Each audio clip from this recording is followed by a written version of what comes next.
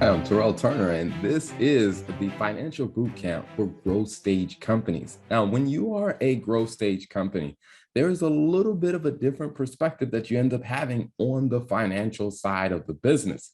Because when you are just a startup or in pre-seed rounds, I mean, the things that you paid attention to, the things that you focused on might have been a little different. So in these 5 sessions that we're going to cover some very important things that you should know. Things like understanding the full set of financial statements, why it matters, why some of the statements become a little bit more important. Also, we're going to cover things like benchmarking, where you start to really compare your business to competitors, where you'll be able to look at some of the biggest competitors in your industry. And that becomes very important because it gives you a chance to kind of look down the road. Because if you're in growth stage, you want to take some lessons learned from those who have already gone through the growth stage. Maybe they're in the maturity stage of their business, or maybe they're at the latter part of their growth stage. But it becomes very important and it becomes very helpful if you can learn from some of the lessons by observing their information. And we're going to get you an inside look at what's going on with them.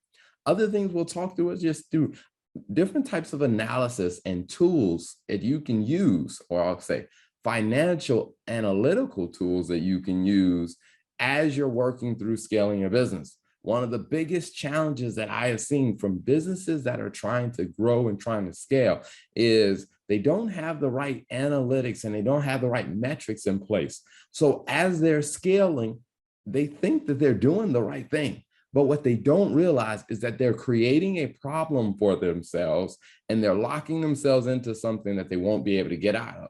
But if they were looking at some critical analytics about their business and the right mix of financial metrics, they probably would have noticed it before it became too late.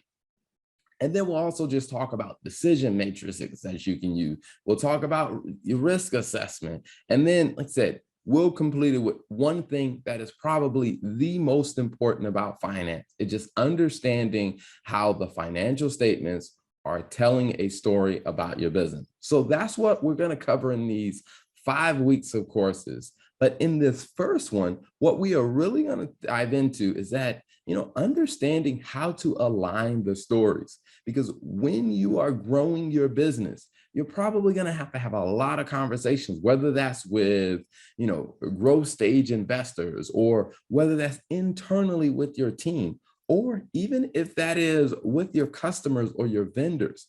And one of the big things that a lot of people don't really grasp is how to connect the dots between the financial story and all the other stories that you have in your business. And along with that financial story, it's really being able to understand the data and to use your data to make decisions. Because when you're pre-growth stage, a lot of decisions that you're making them really fast. And sometimes you're using intuition. But as you get to a growth stage, you really want to hone in and start utilizing the data. So that's what we're going to cover in week 1. So to start it off, one of the best ways to kind of look at this is just understanding that there are multiple types of stories that you tell as a business owner.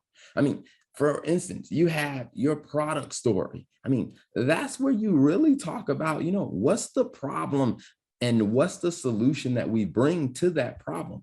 It's a very important story. And if you've been going through, like you said, the pre-growth stage, you've probably been telling that story a lot because that's how you attract customers. I mean, that's how you introduce who you are to the market sometimes. It's like by telling the product story of how did your product get developed? How did you identify this problem that you're trying to address? And then you have your people story, like who's involved with actually solving this problem for your potential clients? Like, what are the types of roles that you have? What are the backgrounds of those people? That's an important story to tell. And then you have your process story. Okay, you've identified what the problem is. You've identified, what you feel the solution is. Now the question comes to is, how are you going to consistently solve this problem for your customers or for your clients? And that becomes a very important story that you don't want to forget, because you don't want to just tell the story of, hey, here's the problem we solved, here's our solution. But the very big question is, how are you going to manage your business enough that you can consistently solve that problem? And then you have your marketing story. The marketing story is about really, how do you get your message, whatever message it is that you're trying to get out there? How do you identify your target audience, and how do you get that message in front of your target audience? And then the one that we're going to zero in on a little bit more is the financial story. Now, believe it or not, the financial story is where you actually pull all of these stories together. You kind of summarize them in the financial statements, because as you get better about this, you'll be able to, with some basic knowledge about a business, look at their financial statements, and you'll be able to ask yourself, does the financial story correlate with all the other stories that they're telling? For example, when I see a company that says, hey, we're going to take over the market and we're going to be number one and we're going to dominate in the market, our position is very strong. And then I look at, okay, all right, what's the revenue of their business? Then I look at what's the revenue of some of their competitors. By doing a simple comparison, I can start the sanity check, like, how realistic is it that this company is cornering the market? Like, where do they stand right now within their industry? And you can start to sanity check those things as you look through it. Now, one other hint I'll give you about a financial story is when people say, hey, this business has a ton of growth potential. Now, we'll cover this metric a little bit more in later weeks, but I'll give you a helpful hint. One of the things that I often check when a company tells me that is, I'll look at their financials and then I'll look at their gross margin. By simply looking at their gross margin, I can kind of tell what's really the profit potential of this business. Again, in later weeks, I'm going to explain how I use that and like why that makes sense. But I will tell you, gross margin tells a lot about the financial story, and it becomes a sanity check for all the other stories that business owners tell in their business. So as you think about the, storytelling in your business, one of the very important things to remember is that, there are dynamics to storytelling. I mean, as a business owner, or as the entrepreneur, or as the business leader of a growing business, you have to tell your story a lot. And you want to make sure that you're aware of, these are common pitfalls that the person telling the story falls into. The first one is singular focus. Now, simply what that means is that every one of us has a professional background before you became the CEO, or before you became the founder, or before you became the leader of, whatever department that you're in. And there is I guess you'd say sometimes unconscious, bias towards what your professional background is, to where sometimes when you're telling a story, you may explain the story from the perspective of a person who has the same background. And that's one of the things that I have to remember myself, is that finance and accounting is my background. So when I tell the story about my business, or when I'm telling the story about another business, is making sure that I understand, like, hey, I have a tendency to lean to my professional background and explain things in ways that a person who has a similar background might understand. But I don't always take into consideration of, hey, maybe my audience doesn't have that background. Maybe I need to adjust my approach some. The other one is inconsistent messaging. Now, this becomes very, very critical and very, very important. Again, as I talked about with, the financial story being the check on all the stories, is if you are sharing a message about your business, you want to make sure that your messaging is consistent across all the different types of stories that you tell. I mean, if you're telling a marketing story of, hey, here's the problem, here's our target audience, and here's what we're doing for that target audience. But then I go back and I listen to the way you talk about the product. If those two things are not consistent, and they don't, I guess you'd say, correlate to one another, I would probably say, hey, we need to do some work on how you tell the stories in your business. The other one is competing agendas. Now, as you start to grow your business, one of the things that you'll be doing is bringing in new departments. And sometimes you'll place department leaders or department heads. One of the things that often happens is different departments may have competing agendas. For example, the sales team may have the agenda of, hey, our goal is to get as many sales as possible. Whereas they may be pitching ideas and a customer or potential customers may be saying, hey, can we tweak this about the product? Can we tweak this? If the sales team is solely focused on making sure they can close the deal, when that product or when that contract comes to the research and development team, and the research and development team looks at this and says, hey, we can't build these custom features, it starts to create some, I guess you say, inconsistency, or it starts to create some tension. So one of the things that you have to do as you tell the story is you have to make sure that the stories you're telling, and you're aware that, hey, the possible competing agendas between the different departments in your business. And then the other one is the lack of data transparency. This becomes extremely important because we've all been in situations, or we've all seen situations where someone is telling a story, but there's something about it that just doesn't seem right.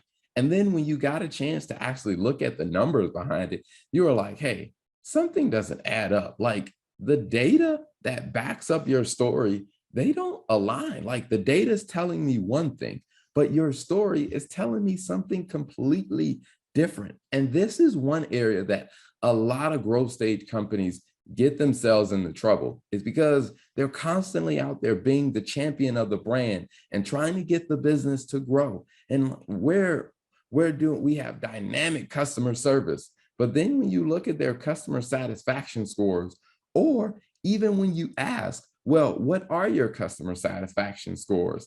They may say, oh, well, we don't track it. Well, then the question is, how do you even know that you have dynamic customer service? That very well could just be your opinion. And if it's not backed up by some type of data, people tend to have less confidence in the story that you're telling.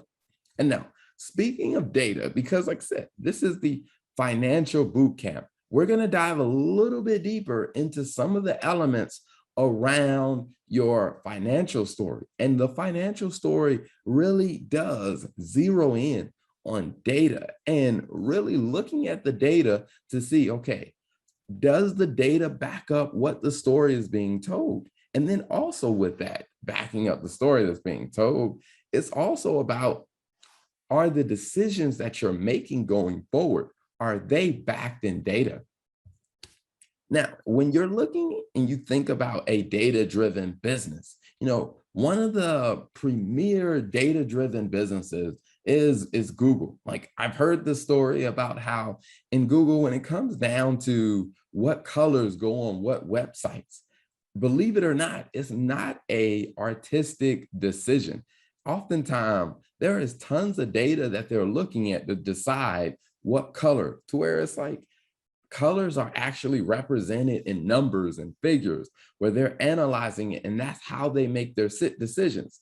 Now, at your stage of a company, you probably don't have the luxury of having, mountains and decades of data like Google, but you do have some level of data in your business, and you want to make sure that you are employing that data so that you can actually drive your business forward in a smart way. The first thing you want to do is you want to understand your current landscape. And when I say understanding your current landscape, this is where you pull out your financial statements and you understand, where is the business today? Like really, when I look at the numbers, what's going on? Like, are we cash flow positive? And are we actually profitable? Or, hey, what do our accounts receivables look like? Like, are customers paying us for the service that we're delivering? Because sometimes what people have these huge goals of like, we're selling a lot. We have a lot of revenue coming in the business. But then when you look at the balance sheet, you start to realize, well, none of your customers are paying you. So are you selling the product and the customers aren't paying you because they're not happy with the product, or the product is not doing what you said it was going to do. So yes, you sold it on the front end, but you haven't actually collected payment from the customer. And that becomes a very important thing to do, because you want to understand, what does my landscape look like? And that comes from actually starting with, let's look at the financial statements and let's understand, what does it tell us? The next thing about data-driven businesses is that they set goals. When it comes down to actually making progress, you don't know if you don't know if you're making progress if you don't really have a target to aim for. It's kind of like if you were taking a trip somewhere. I mean, if you were going to drive your car from one destination to another, it's like if you had never picked a destination and you got in the car and you just started driving, like, chances of you actually being able to know, hey, how far are you in your journey? Hey, what direction do you need to be headed in? If you don't set a destination, then chances are you probably won't be able to answer those questions. And as a business that is growing, one of the things that you want to identify is, what are the growth targets that we're trying to hit? Like, what is our revenue target? What is our customer count? Like, what is our customer satisfaction level? Like, what's the level of profitability that we want? Like, when do we want our business to be cash flow positive? How much money or cash do we want in the bank to invest in the business? When you start to identify more specifics, it will definitely help you become a better data-driven business.